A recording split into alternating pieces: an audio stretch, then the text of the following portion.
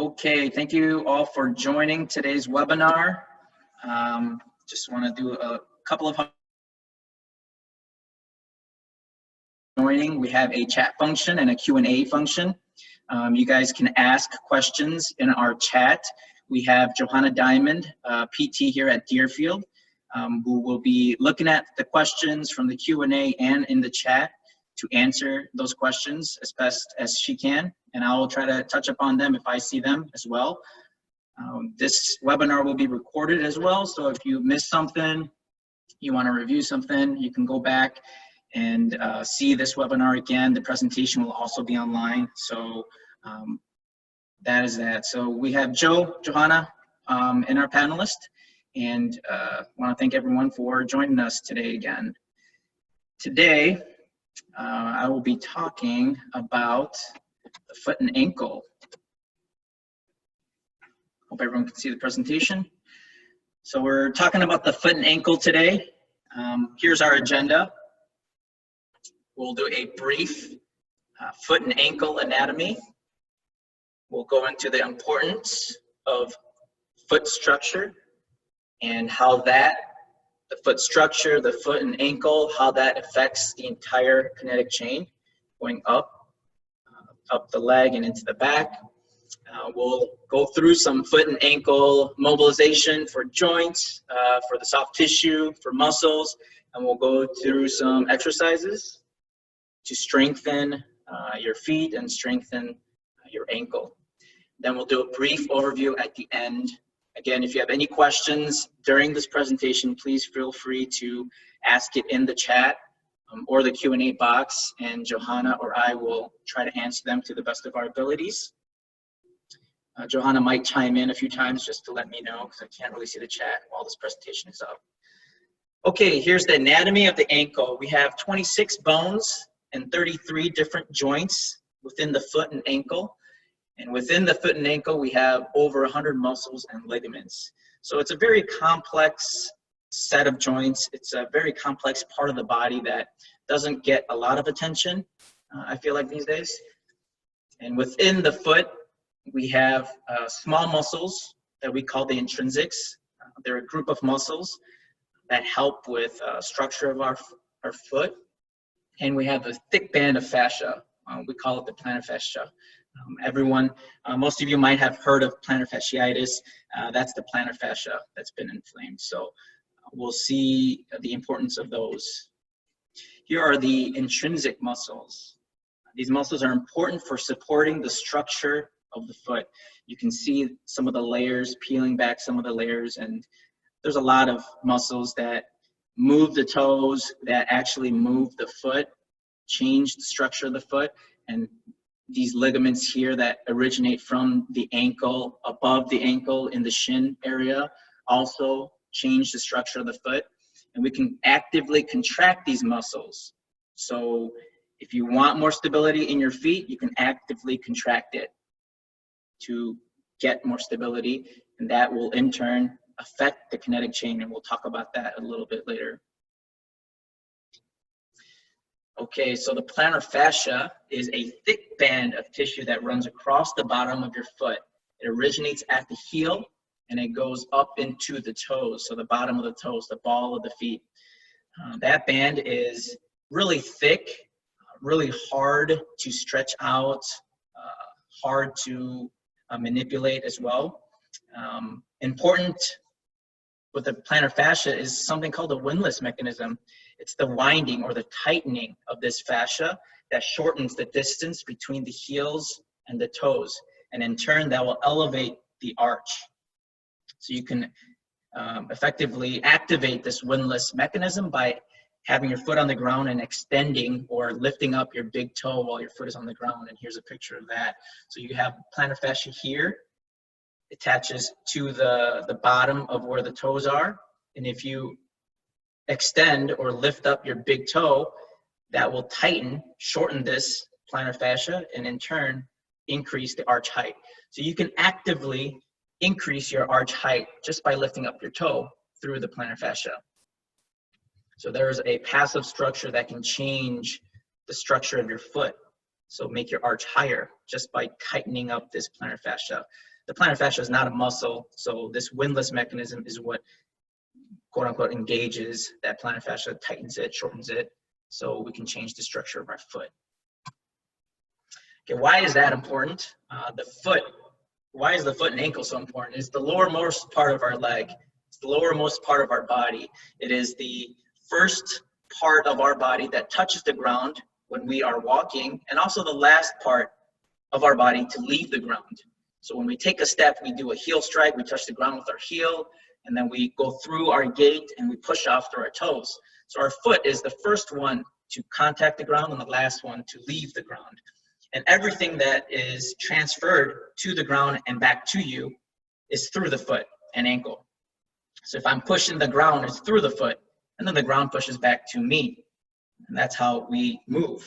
And here it is here. So our foot is there for weight bearing, to support our body. It provides balance, a source of balance. It provides shock absorption. So when we jump and land, the structure of our feet, all those 33 joints are absorbing impact and dispersing it throughout the foot, so that that impact is not going up our kinetic chain, hurting our knee, hurting our hip, hurting our back. And then it also transfers ground reaction force. That's what I was talking about with Newton's third law. You push the ground is going to push back at you. So the harder you push the ground, the harder it's going to push back at you. That's how we jump, run, walk, squat, through ground reaction forces. And our foot is a pivotal point of force transfer. So we need a rigid, nice high arches and a rigid foot to propel us forward when we walk, run, sprint, jump, right? So we can effectively put force to the ground through a rigid foot, and the ground will push back at us. But we also need a soft and compliant foot so we can absorb impact. So when we land, stop, pivot, single leg stuff, we need to be able to absorb those impacts. Think about jumping off a ledge and landing with your knees locked. That's not going to feel very good. But if we soft knees and we land with our knees bent, absorb some of that landing, then our joints, our muscles, our soft tissue are not getting the brunt of that force. So our foot, all those joints have to absorb and disperse that force when we land or stop. Okay, here's a rigid foot here. Forces to the ground will be translated back to the foot during locomotion. So that's the concept we're talking about. Here's a good picture. So the force that I'm pushing, this is the black arrow, is the force that my body, the muscles of my body are producing into the ground. And here's a nice rigid foot with the arch. And here's the ground reaction force, how much the ground is going to push back to me.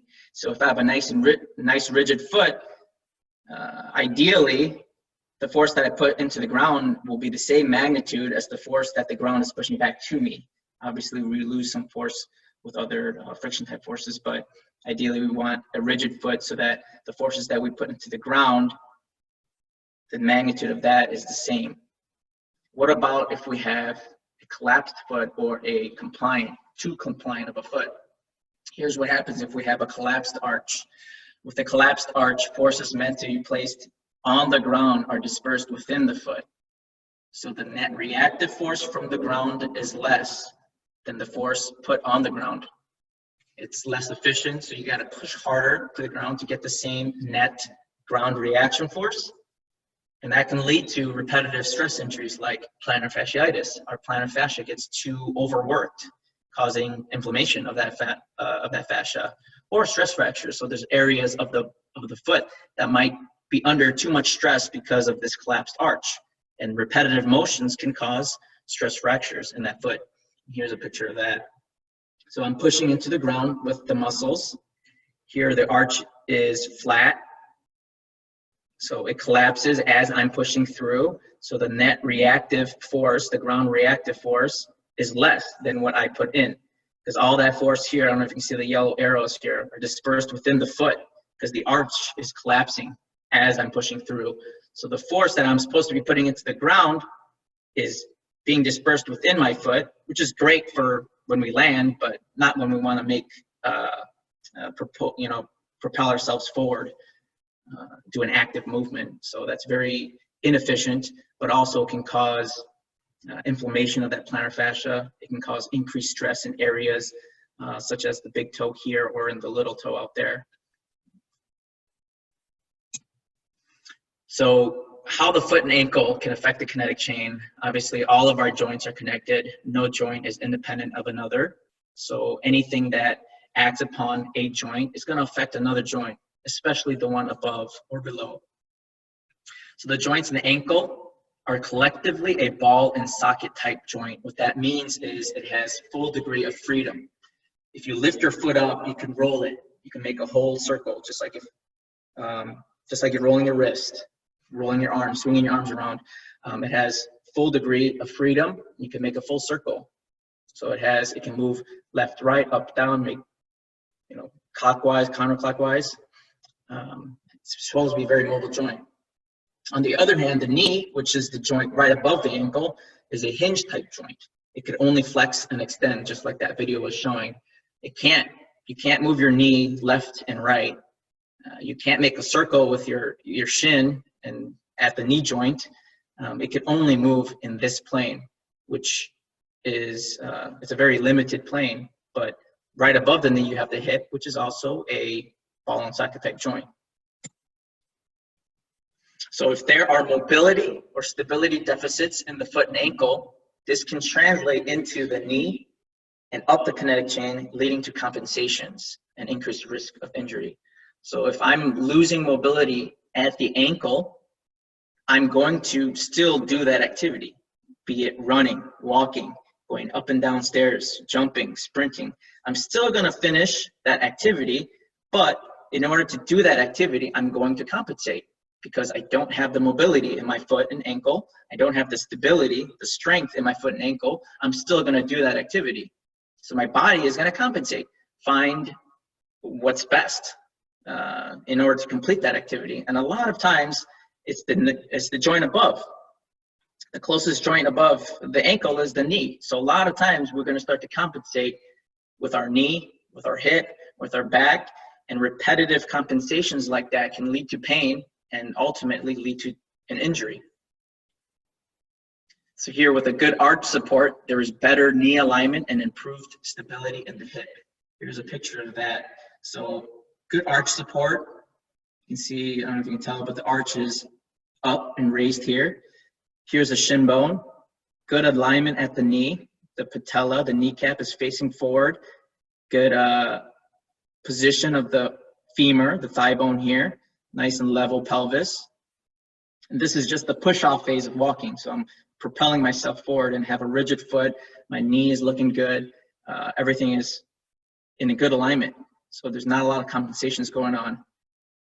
But what happens if we don't have good arch support? We have a collapsed arch. Then the knee will start to go inward, and this will set up for knee injury. So here, the collapsed arch, my foot is turned out so I can get my foot across. My arch is collapsing here. My shin bone is turned inward. You can see my kneecap here, turned inward. Shin is going out, making kind of an angle here. This is what we call a genu valgus.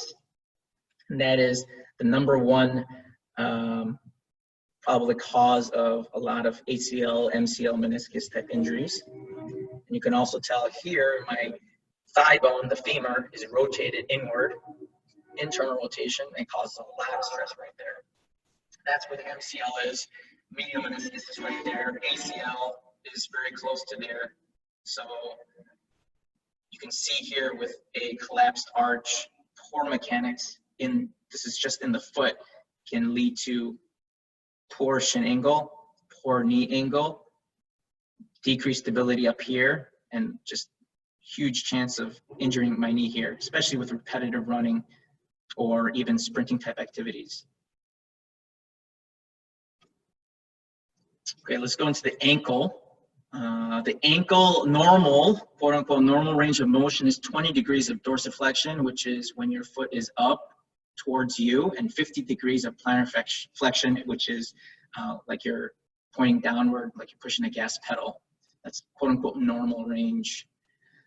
You need good ankle range of motion and strength for various functional activities: walking, squatting, stairs, and even dressing, putting your socks on, cutting your toes, toenails, putting your pants on. And also balance. Balance is important for any single leg activity, but also just to decrease our chances of falling. When we're turning a corner at home, outside, walking down a curb, we're always going to be in those single leg stance just for a little bit. And if you don't have the strength in our ankle, then you can have a chance of falling, especially in the wintertime when there's ice or snow. Here are some functional activities that involve really end range of ankle mobility. Here's a squat. You can see the angle here of the ankle. That's what we call dorsiflexion here. So in order to get to a deep squat position, we need good ankle mobility. Without this, my heel would come up if I didn't have my ankle range of motion. How about stairs? Going down the stairs, look at this. Huge ankle dorsiflexion. If I'm unable to attain this structure here, I will plop my foot down here really hard, going down the step really hard. That's going to cause a lot of pain on my other leg because I can't get this range and control my descent down the stairs. If I don't have that range, I can't control it down, and I'm going to plop my other foot and cause a lot of discomfort on that other foot and leg. And that will reverberate all the way up to the top. Single leg balance here. So being able to have a good arch, work that ankle really well. Try to balance on one leg, basically. So how we can test for our ankle mobility. We just talked about ankle and the quote unquote ideal range of motion. You can do it at home with a knee to wall type exam, and I will show you this now.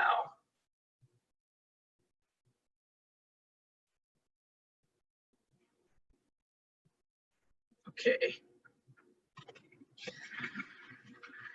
Gonna move you guys over here. So this setup is just need a wall and a tape measure or a ruler. So I have a tape measure set out over here. I'm gonna place my foot 5 inches away from the wall. 5 inches is right there. So my toe is right at the 5-inch mark. I'm facing the wall here. With my foot in it, I'm gonna reach, bend forward, and try to get my knee to the wall. I should be able to touch the wall with my knee. So that's pretty good. And if you really want to test the end range of your ankle, you can slide your foot back a little bit. See how far you can move back without being able to touch the wall. So I'm just there is my maximum. And you can do this as a good test, retest. Take a measurement before. If you can't get to 5 inches, you can only do 2. Okay, we're going to do some mobilizations later, and then you can come and retest again and see if that has improved, stay the same, no change at all, or has gotten better. So here's a good way. So if you have 5 inches, you have good ankle range of motion. You can do a lot of functional activities fairly well, good ankle structure.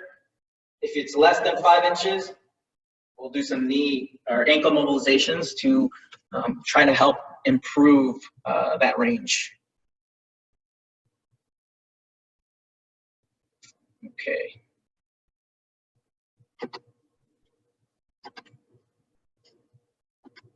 So that's the ankle mobility knee to wall test.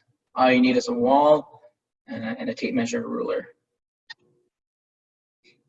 So once you find your ankle range and you feel that you need to improve that, we can do some ankle mobilizations. And I will show you a banded ankle mobilization.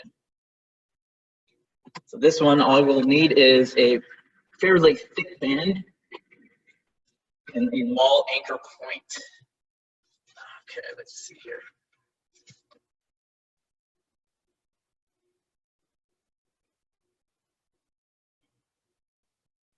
So I have this fairly thick mega band anchored into the wall. I'm using a step and getting some resistance from the band, and I want it right below my ankle, where that bone here and here jut out, below that point, and I'm gonna go into that dorsiflexion, kind of like that knee to wall. And I want to trap my knee over my third, fourth, fifth toe in that area. Not towards my big toe, but towards my fifth toe. So really work those corners and try to get that ankle to mobilize. You can do a 30 count. Once it starts to feel, make sure you're heeling on the ground though. Don't let it come up this way. That defeats the purpose of mobilizing our ankle. So really get it into that corner of that fifth toe. If you want more tension, get further away. Really work that corner there. So that is a good joint mobilization for our ankle.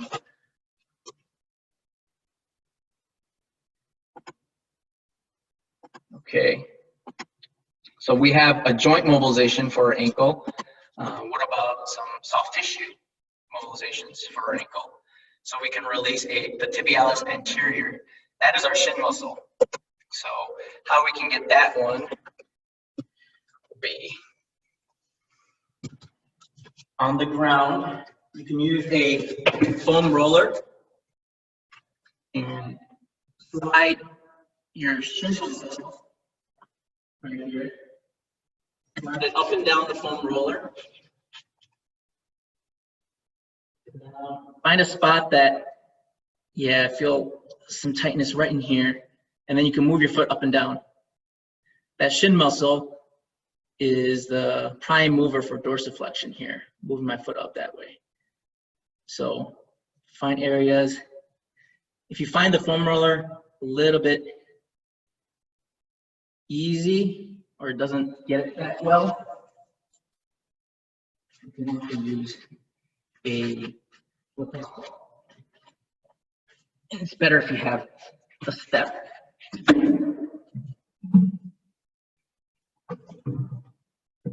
the lacrosse ball right on here. Yeah, it's tight here. And you can move your foot up and down this way. So find areas where you feel like, oh, I have a little tightness there, where you can get that muscle. Okay.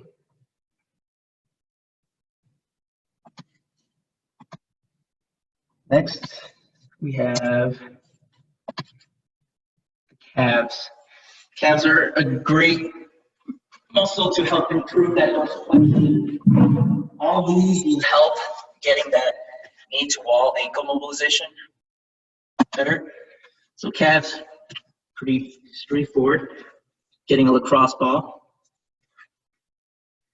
onto our calf muscle here. And I am doing my right leg. I'm gonna roll up and down, find a spot on my calf. Yep, feel some tightness here. And I'm gonna move my foot up and down. Hold that position there, pin it down, and moving my foot up and down. If you want a little bit added pressure, you can cross your leg over. So your other leg is a weight to push down onto the ball. It gives you a little bit of a deeper mobilization here. So this is for your calves. You can move it to the inside calf. Find a spot that, ouch, go up and down here. If the lacrosse ball is too much, you can use a tennis ball.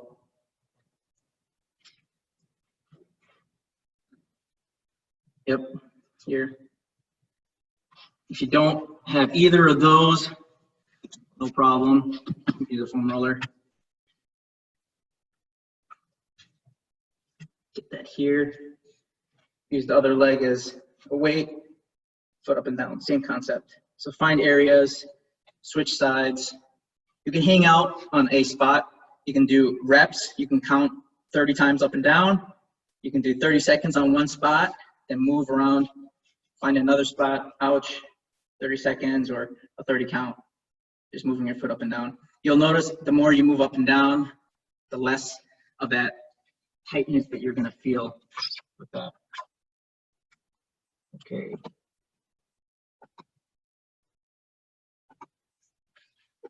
Calves, tibialis anterior, just the shin, the calves. And then here are some releases for the foot. So we talked about that plantar fascia. We talked about those intrinsic muscles. Let's go ahead and release that and show you how to do that. Really straightforward. You can use a lacrosse ball. You can use a golf ball. You can use tennis ball. You can even use a frozen water bottle if you really wanted to. So here, you can do it in sitting or standing. Get the ball under your foot. You can roll it up and down. Find spots that you find that are tight. You could put more pressure or less pressure, depending on your tolerance. I like to move my toes up and down once I pin it on a spot. Just get on a spot and move my foot up and down. Just the toes up and down. Go towards the heel, move my toes up and down. You can do this sitting at your desk, your chair at home. You can do it in standing, lean over on a counter, get balance with the counter. You can do the other side. Again, 30 count, 30 seconds. Find a spot. If you want to get more intense, you can use a golf ball. It will be a little bit more pinpoint. And then find spots there. So plantar fascia, great way to help improve the structure of your foot. The calf release, great way to improve the structure of your ankle and foot. Helps with mechanics as well, joint mobility.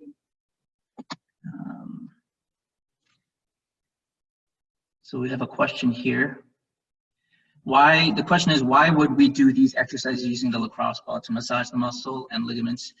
Yes, we're trying to release those muscles with a lacrosse ball. The lacrosse ball will help us get into those trigger points within the muscle belly, so the calf or the shin, or even the intrinsic muscle and the plantar fascia. It's not a muscle, it's a really thick band of fascia. So it helps us to get, unless you want to use your hand, which can fatigue you a lot with your hand.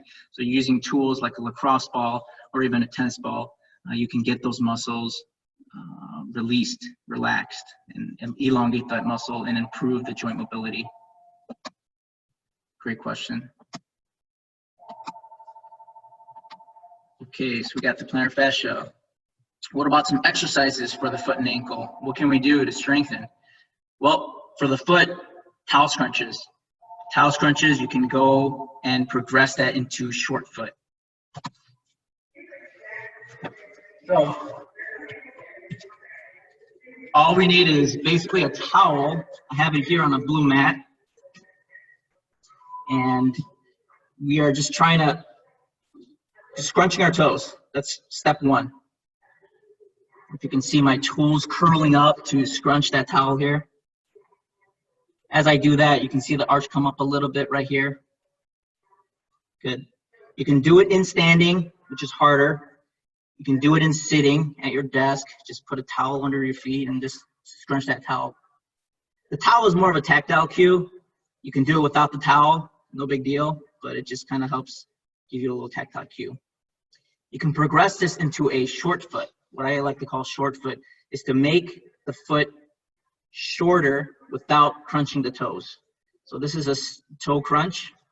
Here's a short foot. I don't know if you can see that. Here, relaxed,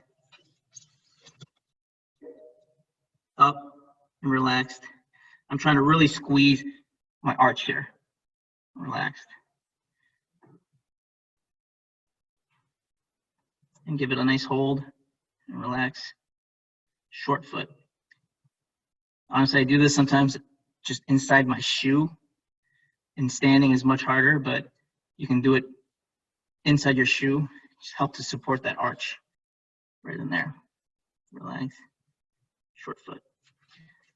In the beginning, you might feel some cramping in your feet because probably haven't used those intrinsic muscles as much, especially if you wear, I find if you wear a lot of shoes inside your home, I find that a lot of those intrinsic muscles shut down, they weaken, they atrophy because your shoe provides the stability of your foot and ankle.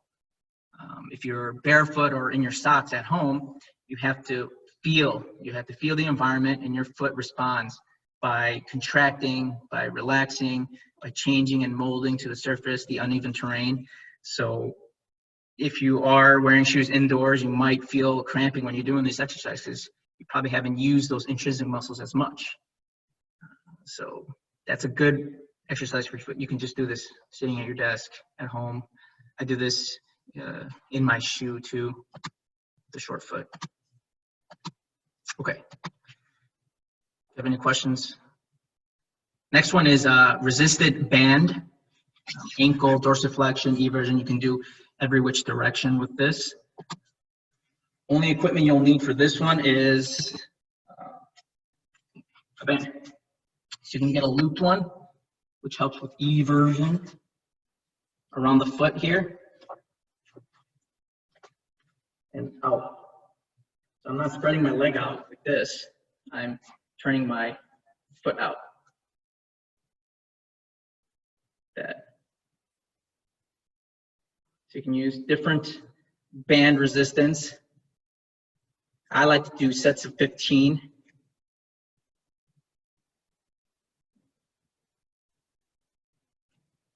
Okay, so here you can do it holding the band here and out this way, plantar flexion. We'll do something else with our plantar flexors later. So this way. If you have this side anchored to a wall, you can do it this way too. Pretend this band, you have it anchored to a door or a wall, and you can go this way, pull the resistance this way. So that helps work all of our ankle muscles that are in our shin. Helps to also work our foot muscles a little bit because I'm pulling with my toes a little bit as well. So good for ankle strengthening, especially going outward. Probably 9 out of 10 times when people sprain their ankle, their foot goes inward. So we really want to strengthen those everters, the muscles that turn our foot out this way. Give you a different view here.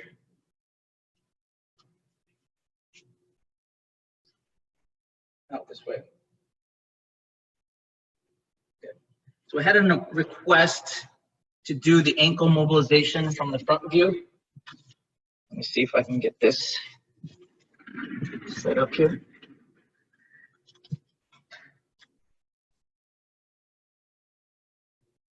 So here's the band wrapped here. Putting it under these two bones here. Pulling it out and then going this way. So really trying to track it this way versus in here. Ouch, that hurts my knee. So I'm really going outward this way. Keeping my heel down. There we go. And you can switch sides. Here. Out. Get that corner right in here. Foot down, foot flat. Good. Hope that helped. Okay. What other exercises do we have here? So we have calf raises, 3 ways. There's actually 6 ways that we can do this, but also another way we can do it with a tennis ball. Let me show you how to do that one. So these are great for just ankle strengthening in general. Okay. Calf raises, kind of your typical calf raise. Lean up against the wall. My knees are straight. My feet are parallel to each other this way. And doing a calf raise. Nice squeeze at the top, lower, The further you are away from the wall, the harder this exercise is. The closer I am, the more upright I get, easier this exercise becomes. So feet parallel, up and down. Really get that calf squeeze. You can also do the second way, which is turned out, kind of like a duck walk, duck position, or I think ballet position 1. Up this way. I like to do sets of 10 to 12 each way. So let's say I did 10 and 12 that way. And then the last way, the third way is toes pointed in. This way. So toes pointed in and up and down.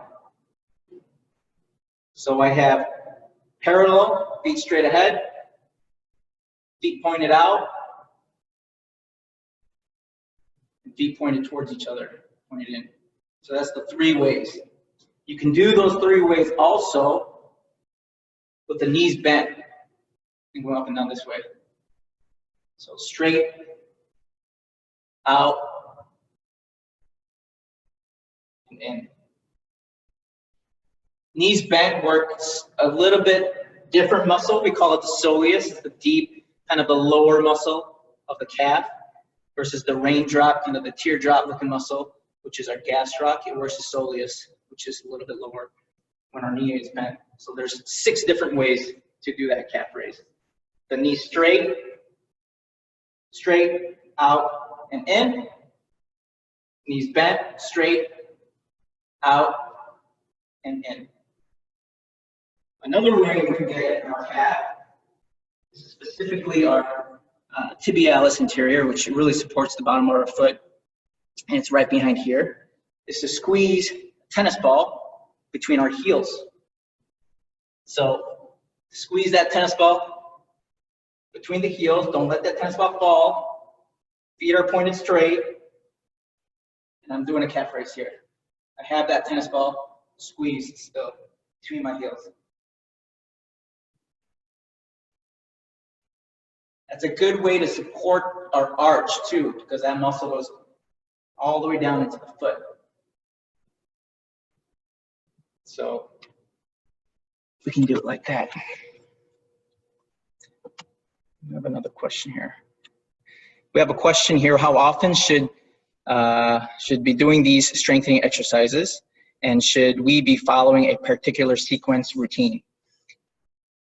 If you have foot or ankle issues or chronic ankle sprains, you've had multiple ankle sprains, or if you just want to increase the strength of your foot and ankle, I recommend doing this every day. In the beginning, I would probably start every other day just for recovery, so you're not too sore. But if you have chronic ankle instability and you've had multiple sprains in your ankle, or if you've had plantar fasciitis in the past, if you had stress fractures in the past, I would do this every day, at least once a day. And a lot of these releases don't take much. You don't need a lot of equipment. Calf raises you can do anywhere. You can even do it standing in line, 6 feet away from someone, obviously. Just do calf raises up and down. At home, if you're sitting, working on your computer, put a golf ball or tennis ball or a lacrosse ball under your foot, or just do short foot while you're sitting at your desk. So I would do those every day. You can't do more. You can't do a lot of those. It's just great to do. So great question though. I would start with every other day and then probably do it every day if I could, if I had the time to do that. Okay.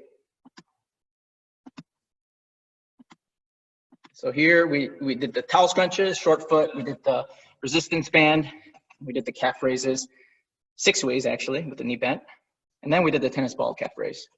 Next is lunge. I think everyone knows what a lunge is. So this is great to get into as we introduce single leg activities. So lunge, just in this position here. I like my knee or my shin here perpendicular to the ground. I don't want my knee too far forward. It's not a great lunge position here. I want the weight on the front of my heel right here, and my shin as straight as possible, vertical as possible. And then I can go up and down here in the lunge position. Like that. Switch sides.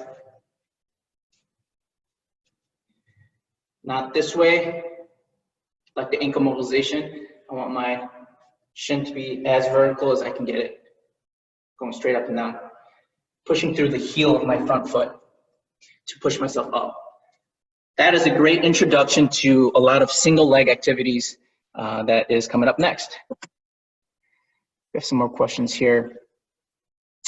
My ankle pain is more ache from arthritis, wrists also, and not from working out. Will these help? Thank you for that question. I think the mobilizations, the lacrosse ball, the foam rolling, the stretches are definitely going to help with even arthritic type pain.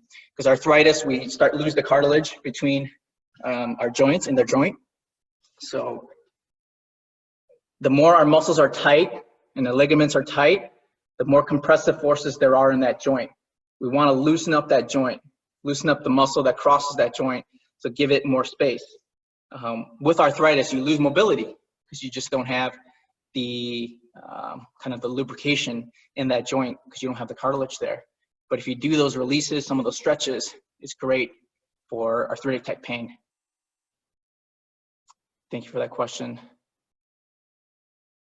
I have arthritis in my knee and lunges hurt. Is there an alternative? Yes, you can just completely ignore the lunges and then do some single leg activities that I'm going to show you next. So you can just completely bypass those lunges. If you, again, any of these exercises, if it hurts, you have to stop or modify it.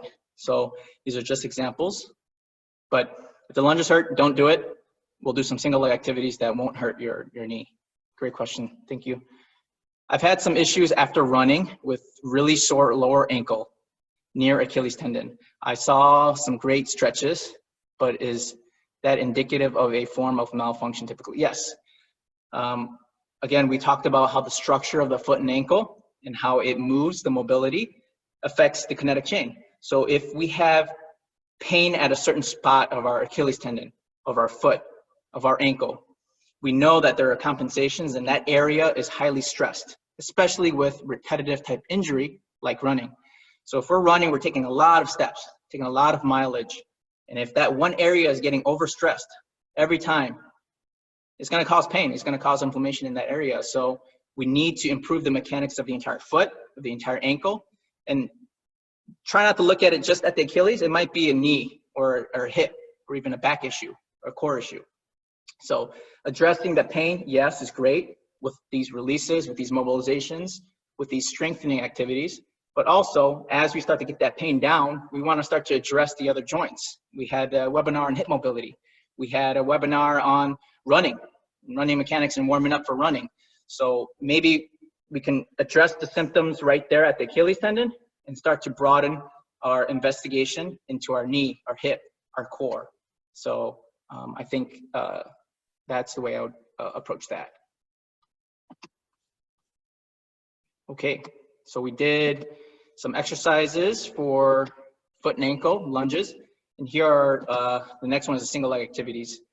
So someone with knee pain, you can do basically, very simply, balance on one leg.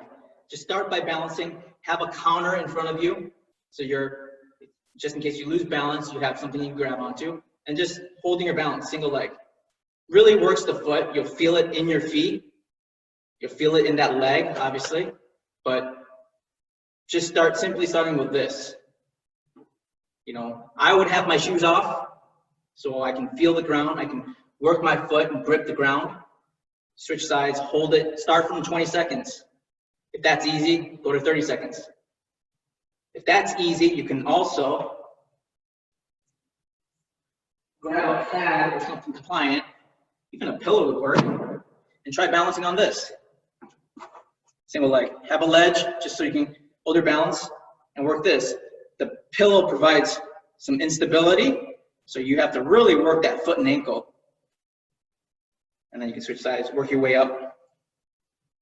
Whoa. So here, really working my foot and ankle. And then we can progress into a lot of single leg activities, like RDLs, single leg, all right? Single leg RDLs, just like that. Working on single leg balance. This is working my hamstrings also.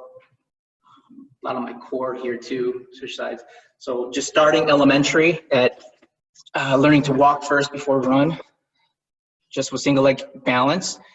20 seconds, work your way up. And then you can do a compliant surface like a sponge, mat, a pillow, work your way up with that. And then you can work on single leg activities to work those proximal muscles, some of those bigger muscles.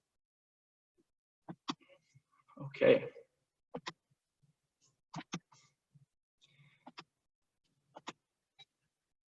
So what's the take-home message? Foot and ankle gets disregarded a lot of times, but is very important to the entire kinetic chain we saw.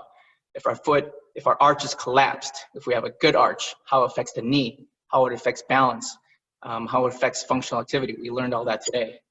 Changing the foot mechanics and structure can affect all the joints up the chain. And we can actively change that mechanic. We can make our arch higher. We can increase the ankle dorsiflexion, the mobility of our ankle.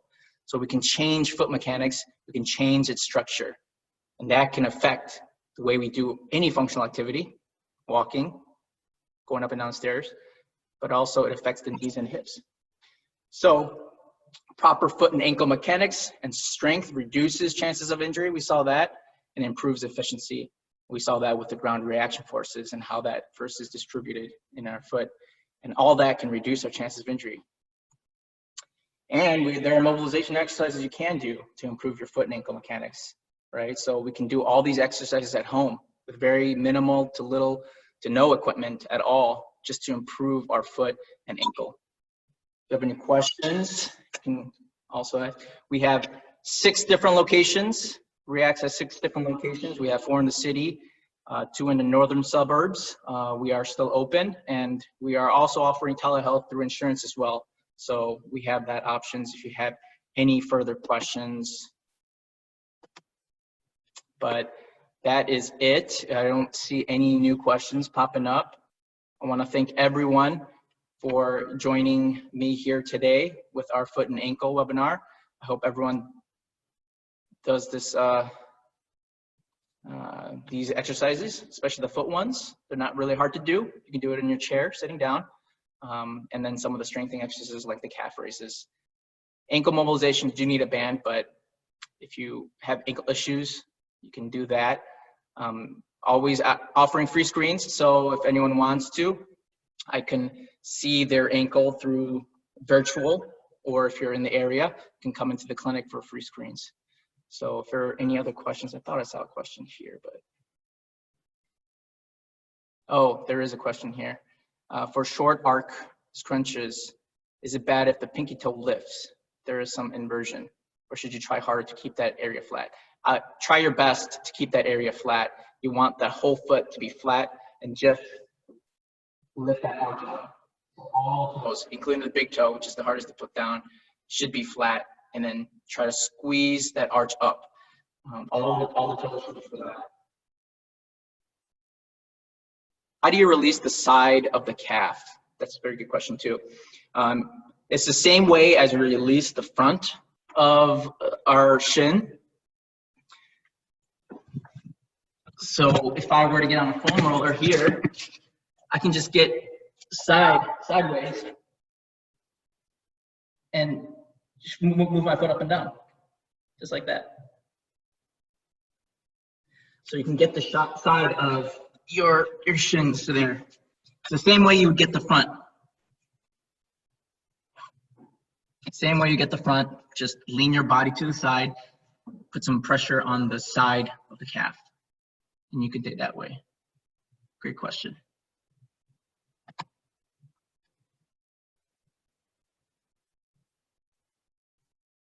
Okay, I don't see any more questions here. We do have another webinar tomorrow. It's about functional warm-up. So how important it is to warm up before any type of activity, any recreational activity you like to do.